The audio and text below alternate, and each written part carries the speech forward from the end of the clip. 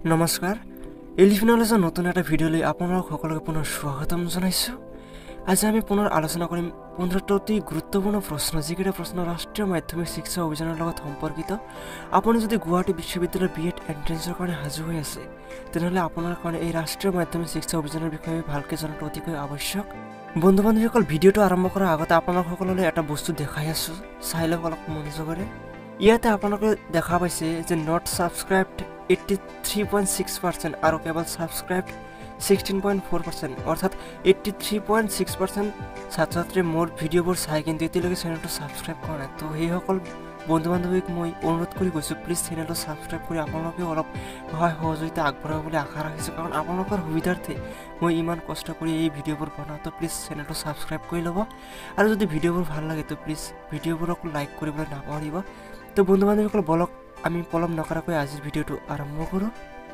আজিৰ এপিছডৰ প্ৰথম প্ৰশ্নটো সুধিছে the slogan used in the scheme of Rashtriya Madhyamik Shiksha অভিযান ইজ। তো ইয়াত সুধিছে যে ৰাষ্ট্ৰীয় মাধ্যমিক শিক্ষা অভিযান যিটো স্কিম, এইটো ইমপ্লিমেণ্ট কৰাৰ কাৰণে কোনটো শ্লোগান ব্যৱহাৰ কৰা হৈছিলে। তো ইয়াত আপোনালোকৰ চাৰিটা শ্লোগান দিয়া হৈছে। অপশ্যন এ দি আছে পঢ়ে চলো বঢ়ে চলো, অপশ্যন বি দি আছে বেটি বচাও বেটি পঢ়াও, অপশ্যন চি দি আছে সব পঢ়ে সব বঢ়ে, আৰু অপশ্যন ডি দি আছে পঢ়েগা ভাৰত তভিতো বঢ়েগা ভাৰত। তো ইয়াৰে শুদ্ধ উত্তৰটো আপোনালোকক বাছি উলিয়াব লাগে। তো ইয়াৰ শুদ্ধ উত্তৰ হৈছে অপশ্যন এ পঢ়ে চলো বঢ়ে চলো। এই পঢ়ে চলো বঢ়ে চলো শ্লোগানটোৱে আছিল ৰাষ্ট্ৰীয় মাধ্যমিক শিক্ষা অভিযানৰ দ্বাৰা ব্যৱহৃত শ্লোগান। তো বন্ধু বান্ধৱীসকল, বলক আমি এতিয়া ইয়াৰে দ্বিতীয় প্ৰশ্নটোলৈ আগবাঢ়ো। ইয়াৰে দ্বিতীয় প্ৰশ্নটোত সুধিছে the main purpose of launching the scheme ৰাষ্ট্ৰীয় মাধ্যমিক শিক্ষা অভিযান ইন মাৰ্চ 2009 ৱাজ টু। তো ইয়াত আপোনাক সুধিছে 2009 চনৰ মাৰ্চ মাহত যি ৰাষ্ট্ৰীয় মাধ্যমিক শিক্ষা অভিযান ইমপ্লিমেণ্ট কৰা হৈছিলে বা লঞ্চ কৰা হৈছিলে, সেই স্কিমটোৰ মূল উদ্দেশ্য কি আছিলে। ইয়াত আপোনাৰ চাৰিটা অপশ্যন আছে। অপশ্যন এ দি হৈছে to universalize elementary education, option B দি হৈছে to prevent the possibility of adult illiteracy, option C দি হৈছে improve the access available and quality of secondary education, আৰু অপশ্যন ডি দি হৈছে to develop the human resource among teacher. তো ইয়াৰে correct এনচাৰটো আপোনালোকক বাছি উলিয়াব লাগে। তো ইয়াৰে শুদ্ধ উত্তৰ হৈছে option C improve the access available and quality of secondary school. তো বন্ধু বান্ধৱীসকল, বলক আমি এতিয়া তৃতীয় প্ৰশ্নটোলৈ আগবাঢ়ো। ইয়াৰে তৃতীয় প্ৰশ্নটো সুধিছে the central government ministry that coordinate Rashtriya Madhyamik Shiksha অভিযান ইজ। ইয়াত সুধিছে যে ৰাষ্ট্ৰীয় মাধ্যমিক শিক্ষা অভিযানৰ লগত কোনটো কেন্দ্ৰীয় চৰকাৰৰ মিনিষ্ট্ৰী সমন্বয় সাধনকাৰী হিচাপে কাম কৰিছিলে ৰাষ্ট্ৰীয় মাধ্যমিক শিক্ষা অভিযানৰ লগত। তো ইয়াত আপোনাৰ চাৰিটা অপশ্যন দি আছে। অপশ্যন এ দি আছে department of higher education, option B দি আছে department of school education and literacy, option C দি আছে ministry of human resource development, আৰু অপশ্যন ডি আছে ডিষ্ট্ৰিক্ট প্ৰাইমাৰী এডুকেশ্যন প্ৰগ্ৰাম। ইয়াৰে শুদ্ধ উত্তৰটো আপোনালোক বাছি উলিয়াব লাগে। ইয়াৰে শুদ্ধ উত্তৰ হৈছে option C ministry of human resource development. তো বন্ধু বান্ধৱীসকল, বলক আমি এতিয়া চতুৰ্থ প্ৰশ্নটোলৈ আগবাঢ়ো। ইয়াৰে চতুৰ্থ প্ৰশ্নটো অতিকৈ গুৰুত্বপূৰ্ণ। ইয়াত সুধিছে which programme was launched to provide remedial education for weak girls from class 3 to 8। তো ইয়াত সুধিছে তৃতীয় শ্ৰেণীৰ পৰা অষ্টম শ্ৰেণীৰ ভিতৰত যিসকল দুৰ্বল ছোৱালী আছে সেইসকলক শিক্ষাৰ ক্ষেত্ৰত আগুৱাই লোৱাৰ কাৰণে কোনটো প্ৰগ্ৰাম লঞ্চ কৰা হৈছিলে। তো ইয়াত আপোনালোকক চাৰিটা অপশ্যন দিছে। অপশ্যন এ দি আছে remedial teaching program, option B দি আছে remedial education program, option C দি আছে national programme for education of girls at elementary level, আৰু অপশ্যন ডি দি আছে স্পেচিয়েল ট্ৰেইনিং প্ৰগ্ৰাম। তো ইয়াৰে কাৰেক্ট এনচাৰ যিটো সেইটো আপোনালোকক বাছি উলিয়াব লাগে। ইয়াৰে শুদ্ধ উত্তৰ যিটো সেইটো হৈছে option C national programme for education of girls at elementary level. তো বন্ধু বান্ধৱীসকল, বলক এতিয়া আমি ইয়াৰে পঞ্চম প্ৰশ্নটোলৈ আগবাঢ়ো। ইয়াৰে পঞ্চম প্ৰশ্নটোত সুধিছে the scheme is being implemented by dash established for implementation of the scheme. তো ইয়াত সুধিছে যে আমাৰ যিটো ৰাষ্ট্ৰীয় মাধ্যমিক শিক্ষা অভিযান স্কিম আছে সেইটো কাৰ অনুসৰি ইমপ্লিমেণ্ট কৰা হ'ব বা কাৰ্যকৰী কৰা হ'ব। তো ইয়াৰে চাৰিটা অপশ্যন দিছে। ইয়াৰে শুদ্ধ উত্তৰটো আপোনাক বাছি ল'ব লাগে। তো ইয়াৰে শুদ্ধ উত্তৰ হৈছে option A state government society. State গভৰ্ণমেণ্টৰ অনুসৰি, অৰ্থাৎ ৰাজ্য চৰকাৰে যেনেকৈ বিচাৰে তেনেকুৱাকেই সেই ৰাজ্যখনত এই ৰাষ্ট্ৰীয় মাধ্যমিক শিক্ষা অভিযান যিটো স্কিম সেইটো লঞ্চ কৰা হ'ব বা ইমপ্লিমেণ্ট কৰা হ'ব। তো বন্ধু বান্ধৱীসকল, বলক আমি এতিয়া 6 নম্বৰ প্ৰশ্নটোলৈ আগবাঢ়ো। ইয়াৰে 6 নম্বৰ প্ৰশ্নটোত জানিব বিচৰা হৈছে ডুৰিং the launch of Rashtriya Madhyamik Shiksha অভিযান who was the prime minister of India. তো ইয়াত সুধিছে ৰাষ্ট্ৰীয় মাধ্যমিক শিক্ষা অভিযান যিটো স্কিম সেইটো লঞ্চ কৰাৰ সময়ছোৱাত আমাৰ ভাৰতৰ প্ৰধানমন্ত্ৰী কোন আছিলে। তো ইয়াত আপোনালোকৰ চাৰিটা অপশ্যন আছে। অপশ্যন এ দি আছে জৱাহৰলাল নেহৰু, অপশ্যন বি দি আছে doctor Manmohan Singh, option C দি আছে নৰেন্দ্ৰ মোদী, আৰু অপশ্যন ডি দি আছে অটল বিহাৰী বাজপেয়ী। তো ইয়াৰে শুদ্ধ উত্তৰটো আপোনালোকক বাছি উলিয়াব লাগে। তো ইয়াৰে শুদ্ধ উত্তৰ হৈছে option B doctor Manmohan Singh. তো বলক এতিয়া আমি ইয়াৰে 7 নম্বৰ প্ৰশ্নটোলৈ আগবাঢ়ো।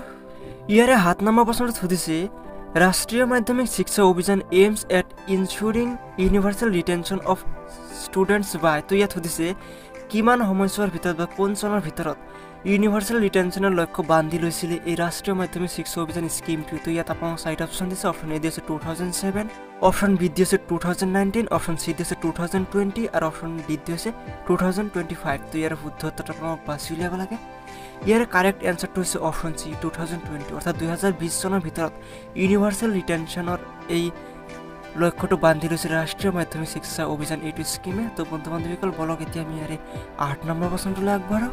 ইয়াৰে 8 নম্বৰ প্ৰশ্নটো জানিব বিচৰা হৈছে which scheme was launch in March 2009 improve the quality of secondary school. তো ইয়াত সুধিছে যে মাধ্যমিক বিদ্যালয়বোৰৰ যি গুণমান সেয়া উন্নত কৰাৰ কাৰণে 2009 চনৰ মাৰ্চ মাহত কোনটো স্কিম বা শিক্ষানীতি ইমপ্লিমেণ্ট বা লঞ্চ কৰা হৈছিল। তো ইয়াত আপোনাক 4টা অপশ্যন দিছে। অপশ্যন এ দিছে সৰ্বশিক্ষা অভিযান 2001, অপশ্যন বি দিছে right to education act 2009, option C দিছে ৰাষ্ট্ৰীয় মাধ্যমিক শিক্ষা অভিযান 2009 আৰু অপশ্যন ডি দিছে NCF ফৰ টিচাৰ এডুকেশ্যন। তো ইয়াৰ শুদ্ধ উত্তৰটো আপোনাক বাছি উলিয়াব লাগে। তো ইয়াৰ শুদ্ধ উত্তৰ হৈছে অপশ্যন চি ৰাষ্ট্ৰীয় মাধ্যমিক শিক্ষা অভিযান 2009।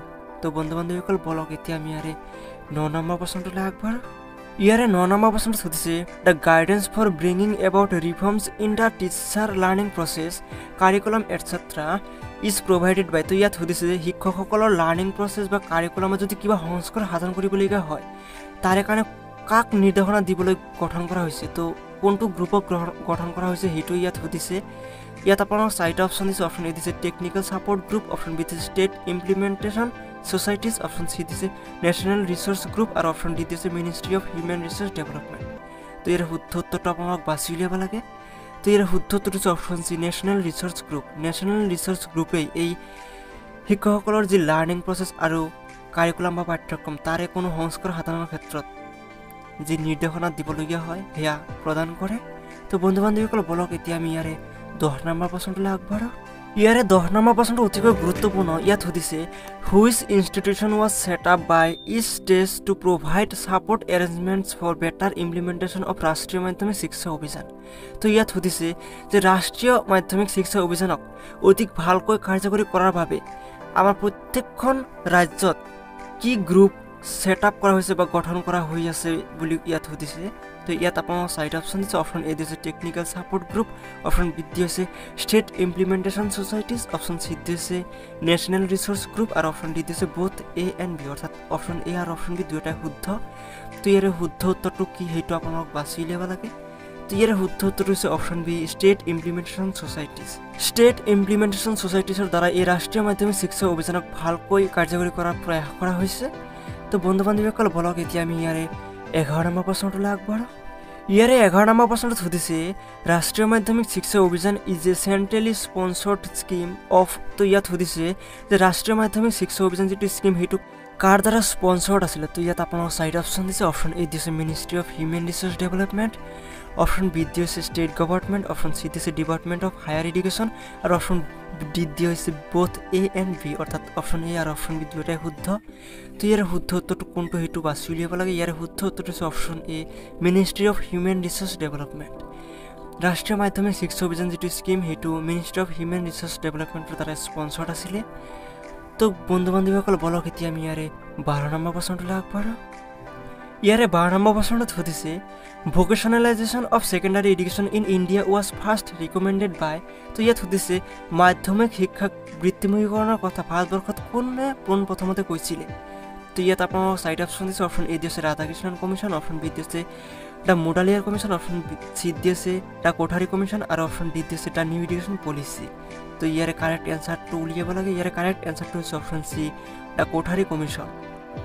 তো বন্ধু বান্ধৱীসকল বলক এতিয়া আমি ইয়াৰে 13 নম্বৰ প্ৰশ্নটোলৈ আগবাঢ়ো।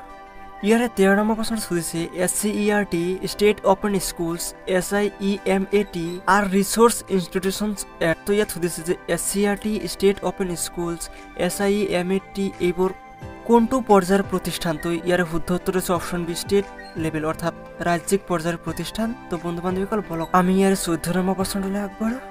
ইয়াৰে 14 নম্বৰ প্ৰশ্নত সুধিছে the vision of Rashtriya Madhyamik Shiksha Abhiyan for secondary education is to make. তো ইয়াত সুধিছে যে ৰাষ্ট্ৰীয় মাধ্যমিক শিক্ষা অভিযানত যি মাধ্যমিক শিক্ষাৰ যি লক্ষ্য সেয়া কেনেকুৱা হ'ব লাগে। ইয়াত আপোনাক 4টা অপশ্যন দিছে। অপশ্যন এ দিছে quality education available, option B দিছে এক্সেচিবল, অপশ্যন সি দিছে এফৰ্ডেবল আৰু অপশ্যন ডি দিছে এবভ অল, অৰ্থাৎ ওপৰৰ গোটেইকেইটা। ইয়াৰে কাৰেক্ট এনচাৰটো উলিয়াব লাগে। ইয়াৰে কাৰেক্ট এনচাৰটো হৈছে অপশ্যন ডি এবভ অল, অৰ্থাৎ ওপৰৰ গোটেইকেইটাই আছিলে এই ৰাষ্ট্ৰীয় মাধ্যমিক শিক্ষা অভিযানৰ এটা মেইন ভিজন। তো বন্ধু বান্ধৱীসকল বলক এতিয়া আমি এইটো পিছতে লাষ্ট প্ৰশ্নটোলৈ আগবাঢ়ো। ইয়াৰে 15 নম্বৰ প্ৰশ্নত সুধিছে a detailed framework of work and education for school education need to be developed by. তো ইয়াত সুধিছে যে এক বিশ্লেষণাত্মক ফ্ৰেমৱৰ্ক যাক ৱৰ্ক এণ্ড এডুকেশ্যন বুলি জনা যায় আৰু সেইটো কাৰ দ্বাৰা বিকশাই তোলা উচিত বা দৰকাৰ বুলি ইয়াত সুধিছে।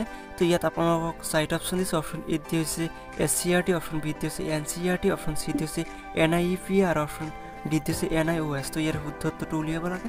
ইয়াৰ শুদ্ধ উত্তৰটো হৈছে অপশ্যন বি NCERT, অৰ্থাৎ NCERTৰ গাইডলাইন অনুসৰি এই ৱৰ্ক এণ্ড এডুকেশ্যন যিটো ফ্ৰেমৱৰ্ক সেইটো বিকাশ হ'ব লাগে বুলি আমাৰ ৰাষ্ট্ৰীয় মাধ্যমিক শিক্ষা অভিযানৰ স্কিমটোত কোৱা হৈছিলে। তো বন্ধু বান্ধৱীসকল এইখিনি আছিল আজিৰ আলোচ্য বিষয়। ভিডিঅ'টো কেনেকুৱা লাগিছে কমেণ্টত নিশ্চয় জনাবা। যদি ভিডিঅ'টো ভাল লাগে তো প্লিজ লাইক কৰিবা আৰু যিসকলে এতিয়ালৈকে চেনেলটো ছাবস্ক্ৰাইব কৰা নাই তো প্লিজ ছাবস্ক্ৰাইব কৰি ল'ব। তো বন্ধু বান্ধৱীসকল আজিলৈ বিদায় লৈছোঁ। ধন্যবাদ।